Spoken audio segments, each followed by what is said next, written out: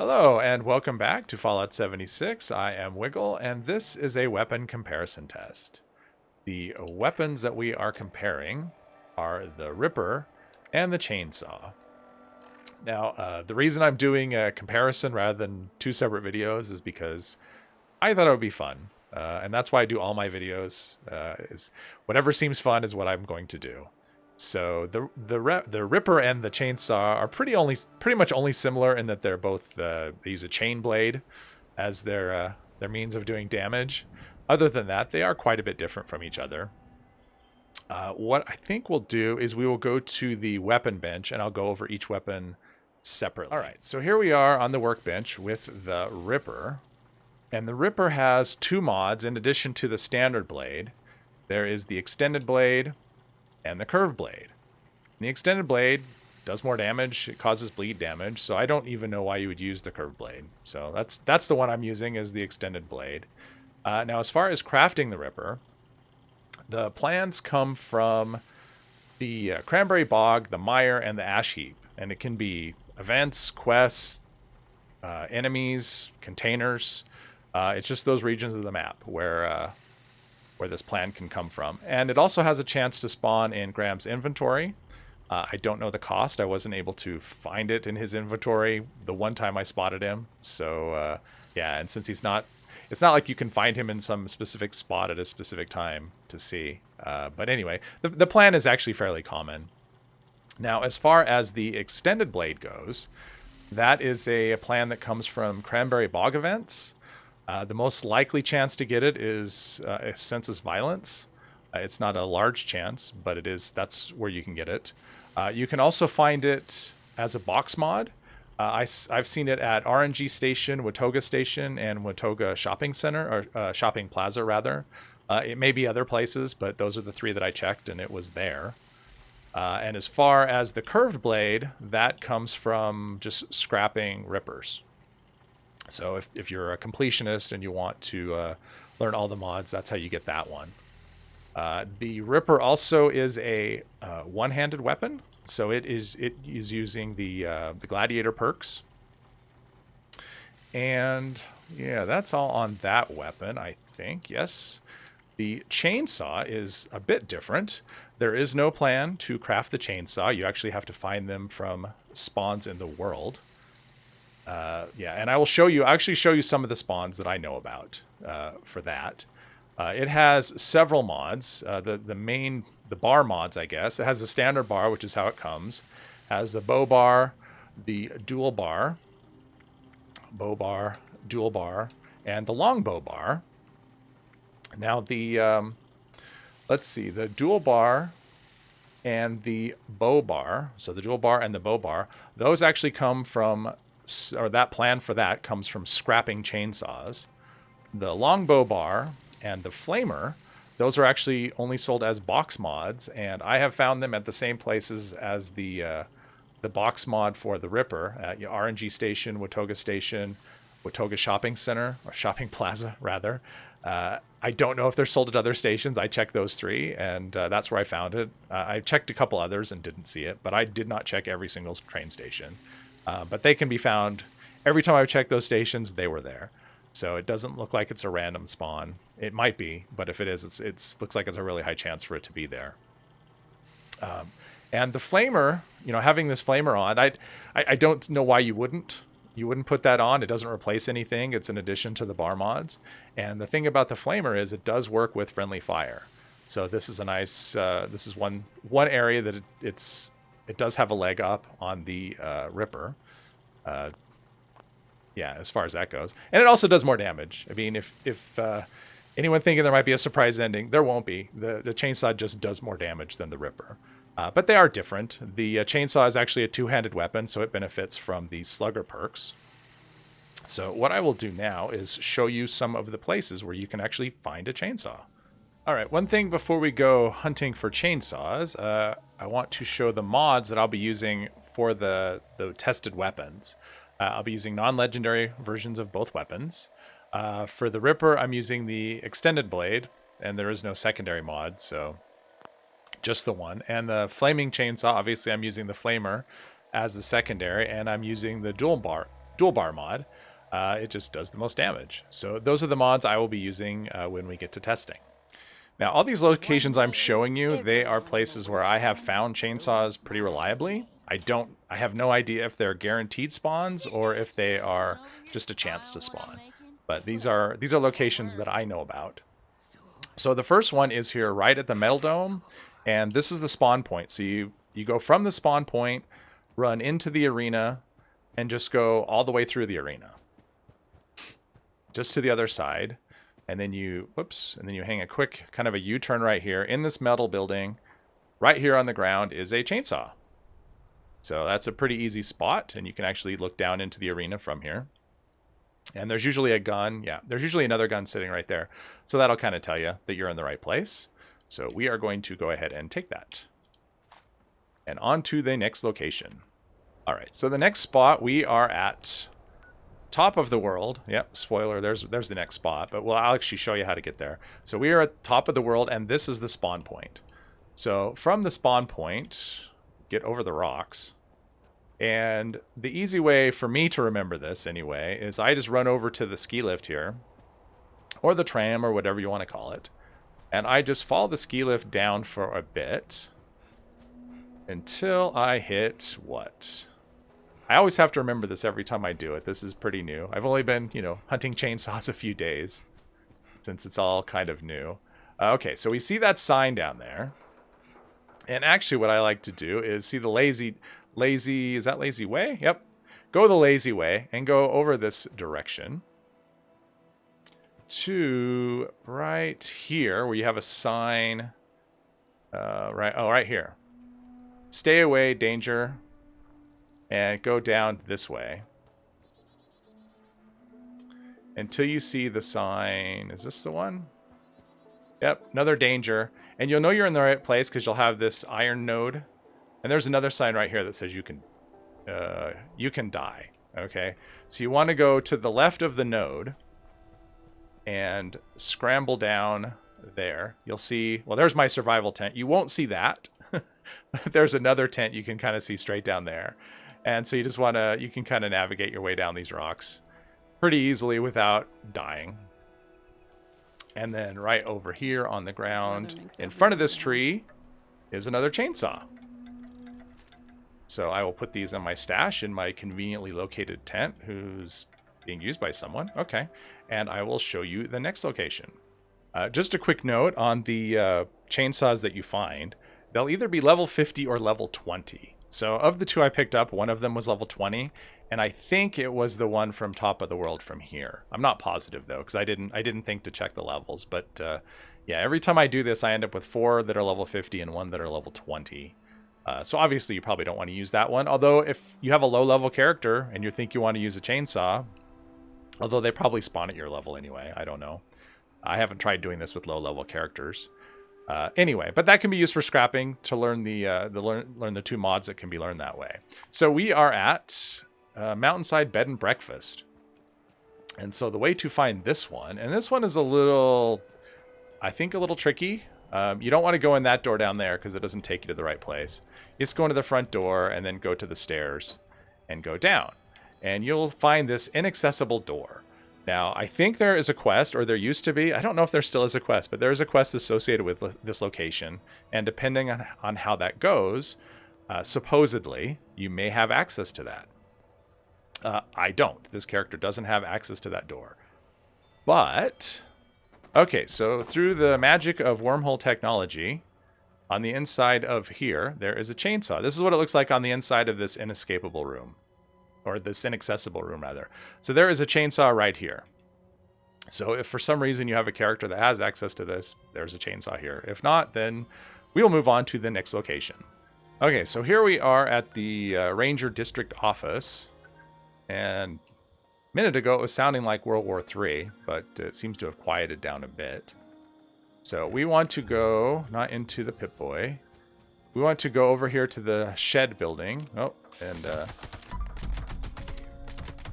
oh, I don't have any rifleman perks equipped at the moment, or any commando perks, so my damage is not great.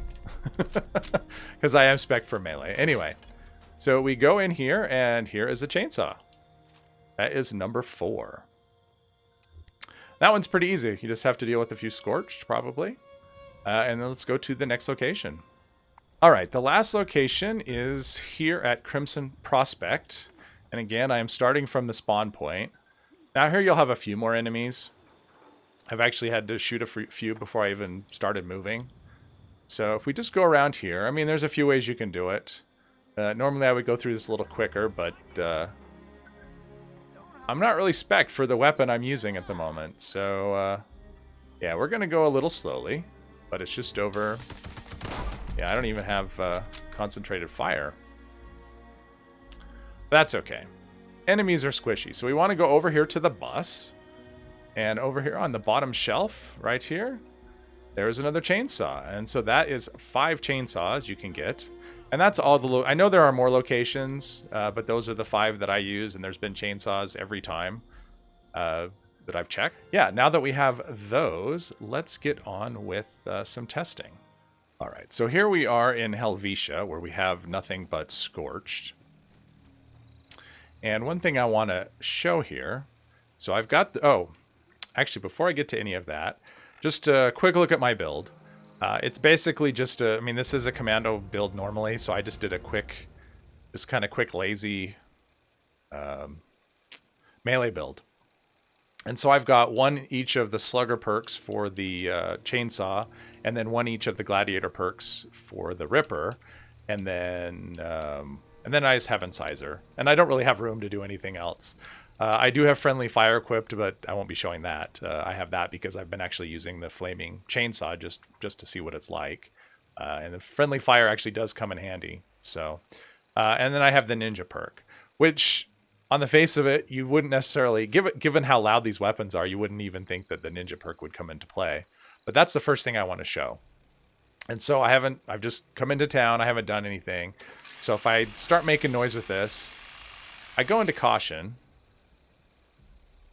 But that's, you know, I'm just in caution. And if he wasn't so close, I mean, right there, like if normally he's at the end of the bridge, like the other side of the bridge. And the brackets would close up, but I would actually still stay hidden. I mean, in all the testing, this is the first time he's come, of course, right? Like all the times I've been testing this. But if I do the chainsaw, I'm immediately in danger. I mean, it's just by everything. Like, just everything in the area just attracts me. But I'm in caution again. I mean, I just go back to caution, and I can attack with the Ripper. I can actually attack and stay in caution. I mean, well, and I'm in danger. But there's a... If there's a cluster of enemies, it doesn't matter. I mean, it's kind of like if you're, you know, if you're like a commando or something, if you're in the middle of a cluster of enemies, you'll get usually detected. Now, I am obviously full health, so I don't have unyielding or anything like that. And I don't know why I'm looting. It's just this bad habit this game makes you do. But if you want, so if you wanted to play stealth, you know, again, just like going through killing single enemies that are kind of spread out. Oh, so he went in there. No, they are not. So I'm hidden, caution. Even though the blade makes noise, I'm still in caution. So this other one, somewhere, oh, there we go. So I'm still in caution. And now I'm hidden again. So, I mean, the noise is, I mean, you can obviously tell the noise, and you can see the brackets, right? So I'm hidden. But I just kind of stay that way, if, you know, if the enemies aren't super close. But if I were to switch to the chainsaw, it goes caution. And if they're closer, plus it's lit up, although I don't think the light doesn't really seem to do anything. And actually the noise from the idling chainsaw doesn't seem to matter at all either. Because I can usually sneak around with this, and if I don't actually activate the blade, it doesn't seem to matter. It doesn't have any effect. But if I go into an area where there's several, what I've noticed before is just running the blade is enough to get into caution, and sometimes into danger, depending on what the you know, what the concentration of enemies are. On one of my tests, I came in here and I just activated the blade, and I had the whole, like, all of Helvetia just coming down on me. But as you can see, I'm closer to the enemies than I was with the chainsaw, but I'm still hidden. And so that's kind of one of the big differences with the weapon. Plus you can do this, like I mean, now I'm endangered, obviously, but I mean, I was able to kill the first two. And, where's the other one right here? And also one thing I've noticed about the Ripper, specifically, is first person or third person, it doesn't seem to matter. Like, it works the same, as near as I can tell, the way I've seen it. Like, the damage seems the same. It seems to make contact just as easily, whether I'm in first person or third person. It seems like there's no, other than what you prefer to look at, like, I can't see any advantage at all using first or third on this particular weapon. So yeah, let's do some chainsawing for the rest of it and just show you. I mean, obviously these are scorched and they're going to go down easy to anything. So, but you can see I'm in danger just immediately when you use this weapon. Oops. And this is one thing I have noticed with the chainsaw versus the Ripper. Oh, now it's, oh, okay, it's stuck. All right, I had to switch weapons. And that's something I noticed too. I haven't seen that happen with the Ripper, but I have had it happen with the chainsaw. Where it just has this glitch where it just keeps going and going and going. And the way to get out of that is to just switch weapons. Just do a quick switch. But yeah, once you're in, I mean, once you start using that chainsaw, you're going to be in danger. And I don't think there's any more. Maybe there's more in this building. I don't know. Oh, there are. Okay. All right. Yeah, I don't usually play in third person, but I'm testing it out. So now let's show some first person on this as well. And since we're in danger, there's no reason to sneak. Yeah. And now to me, and I don't know, like I haven't tested this, but just to my eyes, it actually looks like, after using this a little bit, that the damage in first person might actually be a little better. You know, I don't know. I mean, short of, and I don't even know how you'd check that really. I mean, you'd need tankier enemies than these to really test it. I mean, scorch go down pretty squishy, or go down pretty quickly because they are squishy. But yeah, it just seems to be and also more reliable in terms of making contact with the enemy. Now, one thing that's cool about third person is you can run. Like, you can actually run and spin the blade at the same time, which is kind of cool. There's a cluster of enemies, and you just want to be a maniac, run around with the chainsaw. And the Ripper's the same way. You can run with it, and it's just not as intimidating. It's, you know, it's like, this is your knife that you used to cut your turkey with for dinner, and then the chainsaw is what you use to butcher a cow with or whatever. But. So anyway, I think I have shown enough on squishy enemies, so let's try this on some tougher ones. Alright, so here we are in Huntersville, and one thing, I did show the weapons, but I guess I didn't say it. They're both non-legendary. I wanted to just test them. You know, trying to roll the exact same roll on two different weapons would be, you know, would take forever. And I didn't want to do that. Plus, I like testing. If I'm going to test a weapon for the first time, I'd rather test it kind of without any effects on it. And then can also give you a good idea if you want to invest modules in rolling it, you know, rolling something like that. So let's test this against some super mutants. In the Ripper, I actually prefer doing the third person thing. But, oops. All right, so I'm still sneaking. Now, that's one thing you'll notice about the Ripper, is once you're in danger, because you are benefiting from the ninja perk a lot, you know, being hidden, so you get the triple damage. And once you lose that stealth, you can definitely see, especially against enemies like this. Against the Scorch, not so much. And ghouls are the same. I mean, ghouls are squishy. But against super mutants, yeah, you notice the damage drop off. But before, I was actually able to sneak in here, and I could actually kill one and stay in caution. But you can see, second kill. That's one thing you can't do with a chainsaw. Okay, so now I'm in danger. And the damage drops off. But when you want to have just like really loud, destructive, grindy fun, the chainsaw is your weapon. You just run in and just everything is just, you know, everything. It's not even a legendary. Now, one thing, it is a spinny weapon, so while it's spinning, you can't do... Now, keep in mind, this isn't really the tankiest build, and I'm not optimized, and I'm full health. Like, if I was optimized and I was low health, and this is not legendary either. So, yeah, if this was a legendary, you know, like anti-armor or something, or had faster swing speed or power attack damage bonus, something like that, you'd really, well, I mean, they're already dying pretty much instantly. But yeah, so it's just kind of like, if you want to do stealth sometimes, I think the Ripper's kind of cool. And I think it's kind of fun. Plus, it's quieter. And so, you know, maybe that appeals to you. I mean, just carrying it around, it doesn't really make any noise. Whereas the chainsaw is always noisy. So it just depends on if that appeals to you, or, you know, what appeals to you. But the chainsaw, if you just want to just run in and just rip everything to shreds, the chainsaw is a clear choice.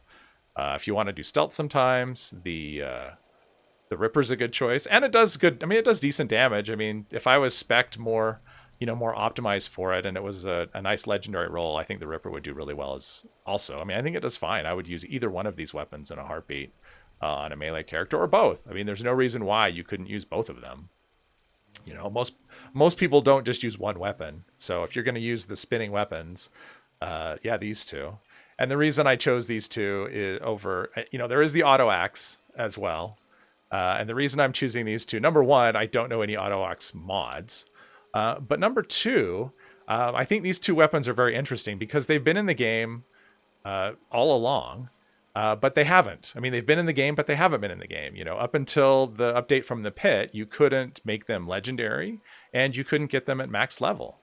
And so they're basically new weapons, and they're new weapons that are tradable. And when was the last time Bethesda put tradable weapons, you know, new weapons into the game? It's been forever. So yeah, Bethesda, make everything tradable. I mean, come on. But yeah, so I think they're just really cool. So yeah, and I'm sure I'll forget about something. I mean, I tried to get as much as I could to, you know, try and make this kind of a helpful video and fun. I had a lot of fun just doing all the research and testing the weapons, you know, here and there. And, you know, I had no idea that you could use something that had a spinning loud blade. I mean, it's sort of loud anyway, and still be in stealth. So, yeah, I think that's pretty cool. And I'm not wearing shadowed armor. My armor is Secret Service. So if you were, you know, low health with a full unyielding and you're wearing shadowed gear, you could probably sneak around with this, you know, quite well. And so with the ninja perk, if you wanted to sneak, that is, you know, and so with the ninja perk, you'd be doing, you know, really good damage. But yeah, I think I've covered everything, or probably everything. I don't know. I'll find out when I edit what I forgot to say or show. But I hope you've enjoyed it. If you have, please leave a like, comment, and subscribe. And I hope you'll join me in the next one. Thank you very much.